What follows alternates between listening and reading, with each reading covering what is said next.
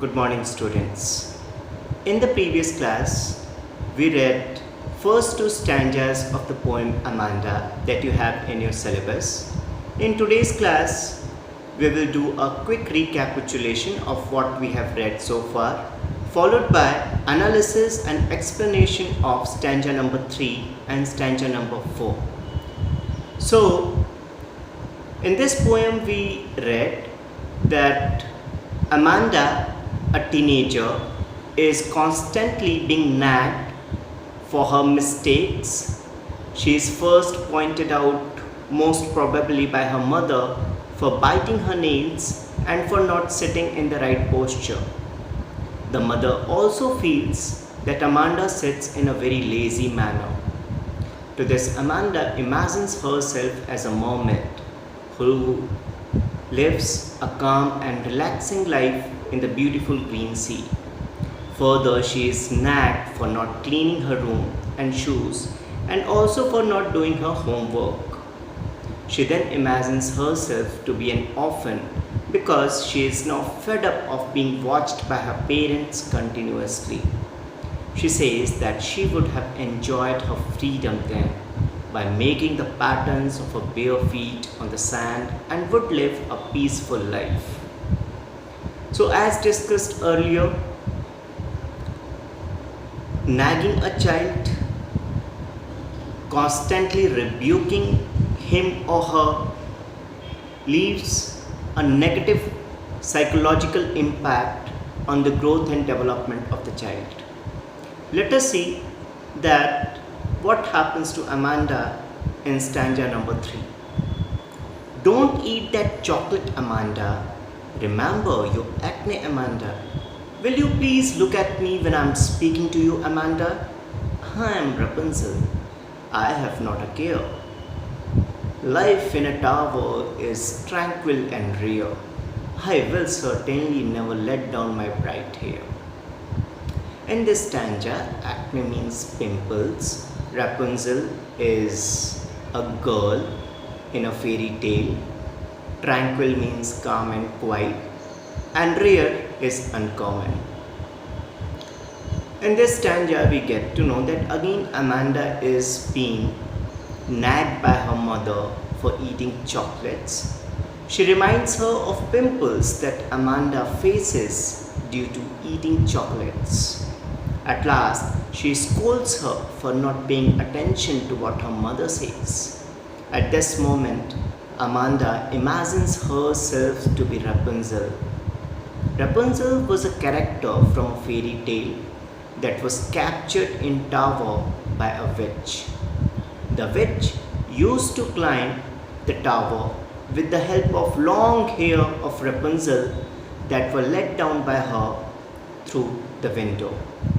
So now Amanda wants to be Rapunzel because she feels that life in the tower will be peaceful and unusual. She thinks she will be free and live in a peaceful environment in the tower.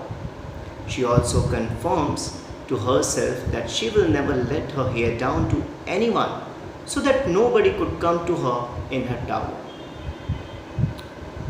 Again, in this stanza, we get to know that how much disturbed Amanda is. She wants to remain isolated from the world of reality. According to her, her parents are her worst enemies and she wants to get rid of that place and the people with whom she is associated with. Let us have a quick glance at the use of literary devices in the poem. The very first literary device that is used is allusion, as Amanda compares herself to a fairy character of Rapunzel. Rhyming scheme of this stanza is AA, FA, GG, G. Assonance is used in will you please look at me when I am speaking to you. In the earlier poems as well, we have discussed this literary device. Assonance is use of vowel sounds, and in this line E and O, the vowel sounds, could be seen being put in place. Consonants could be seen in I'm Rapunzel, I have not a care till bright hair. So consonance is use of sound R, and repetition could be seen in the use of word Amanda. Let us have a look at stanza number 4. Stop that sulking at once, Amanda. You are always so moody, Amanda. Anyone would think that I nagged at you, Amanda. In this stanza, sulking means being in a bad mood, moody means unstable, and nag means being harassed. So Amanda's mother now warns her for behaving in a very odd manner. She asks her to stop being in a bad mood. Moreover, she blames her of having such an unstable mood. She also scolds her by saying that her behavior will one day make people think that Amanda was constantly being harassed by her mother. So here we can say that though Amanda is always pointed out by her mother on every small thing, but she cannot react to this. If she reacts towards this by getting emotional, her mother takes this against her sense of pride and scolds her that she should not behave like this, as others would think that Amanda's mother is very dominating towards her child. So the poem at great length talks about the freedom that should be granted to kids. It also talks about developing a healthy rapport with the kids and the importance and significance of proper guidance and counseling in accordance to their age. Let us have a quick look at the use of literary devices in this stanza. Alliteration as a literary device is used in stop that sulking, as S sound is repeated at the start of closely placed words. Again, repetition is used in the word Amanda, and the rhyming scheme of this stanza is AAHA. So the values learned and imbibed are very clear. First of all, parents have a very important role in nurturing and shaping the future of their kids.